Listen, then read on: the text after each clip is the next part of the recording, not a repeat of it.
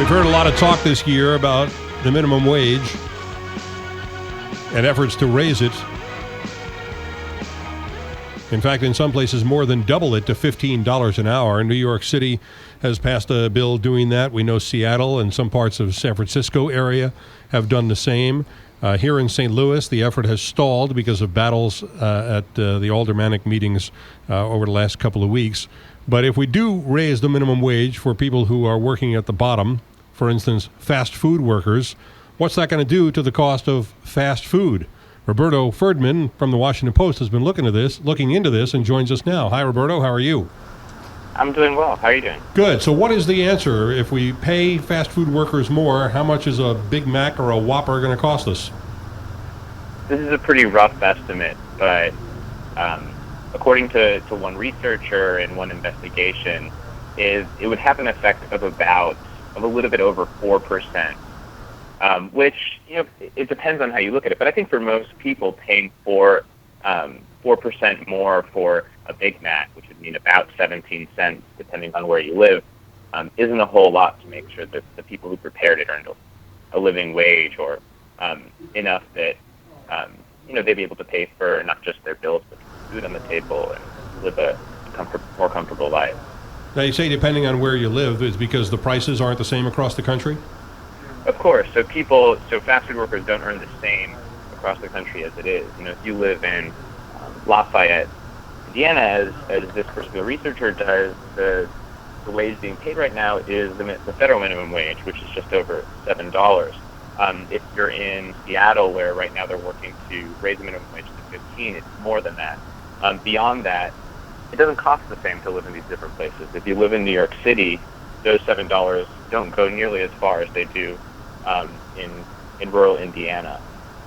So there are a lot of considerations. Saying that everyone around the country should earn $15 has its limitations too.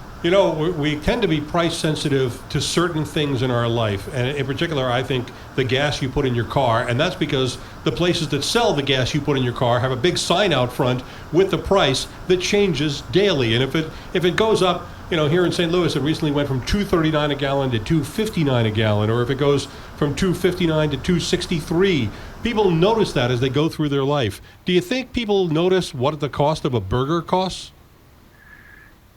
They might. You're right to point out oil, and it's the reason why I pointed out the price of gas is because we watch the price of gas so closely. Part of that's that gas is a bit more of a necessity than fast food is, at least for most people. Anyone who drives a car needs to put gas inside of their car. A 4% fluctuation does affect them quite a bit. With fast food, I think it depends on how dependent you are on fast food to for your diet.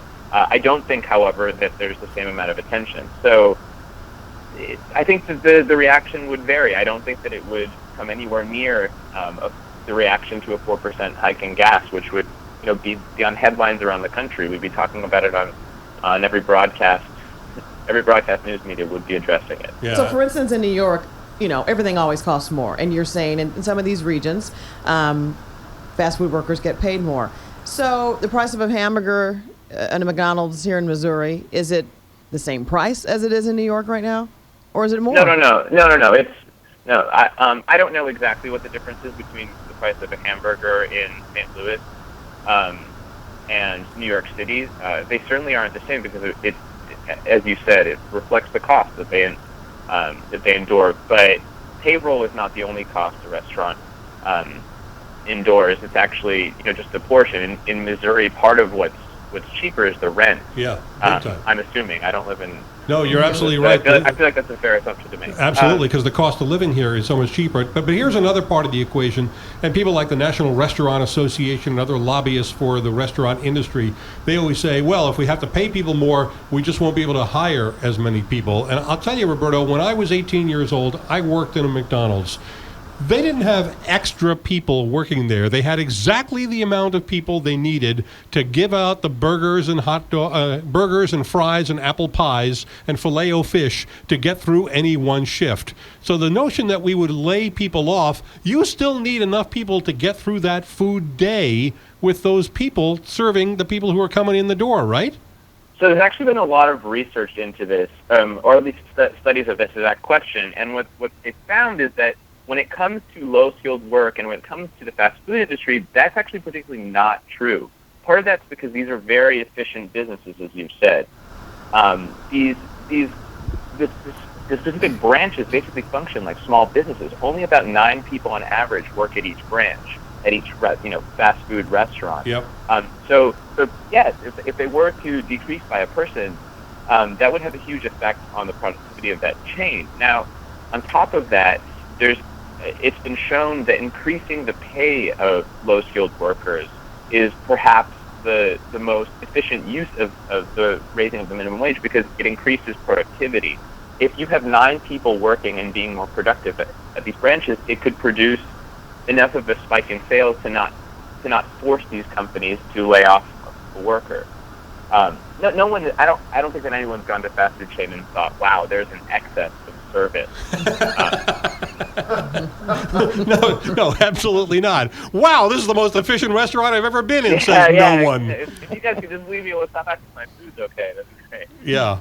No, you're absolutely right. But there is something to that productivity part, and also the fact that you now have workers who are a little happier on the job and aren't looking at this as, in so many cases, a short-term thing. Yes, we do have more people over 30 who are working in fast food places because the economy is so bad and it's the only place they can find full-time work. But you still have the bottom end there, the 16, 17, 19, 22-year-old people who are working there for the summer or for just a few weeks until they can find something else that will pay them more. Well, if this is the job that pays them more, good, as an employer, you're going to keep those people on staff, and you don't have to keep retraining somebody every 8 days. Yeah, the turnover in this industry is extremely problematic. People basically don't keep their jobs for very long at all. It's worse than any other sector, any other industry in the United States. So if this allows for consistency, it's really important. And beyond that, people think of a company like McDonald's and think, wow, this massive company that has these massive profits, but the way in which it works is they're basically small companies within it that have very small profit margins, and work to maintain those. So that's why there's a little bit of a hesitance within the industry to achieve these higher wages.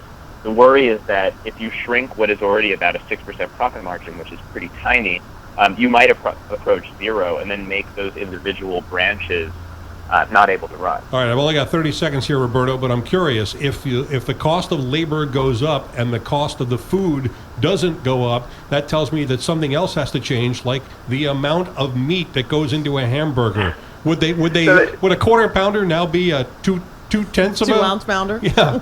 A quarter pounder, it would be about 12% smaller. If you can imagine that. But, we should probably be eating less fast food as it is. Yeah. So, the silver lining to that would be that, we save a few calories and we help people out to earn a better living. And remember, this is a country that loves paying $4.50 for a cup of coffee at Starbucks. So we can't really complain when we pay a little bit more for a burger and the people behind the counter make a little bit more. Roberto Ferdman from the Washington Post, thanks for joining us here today. Thanks for having me. This is the Big 550 KTRS.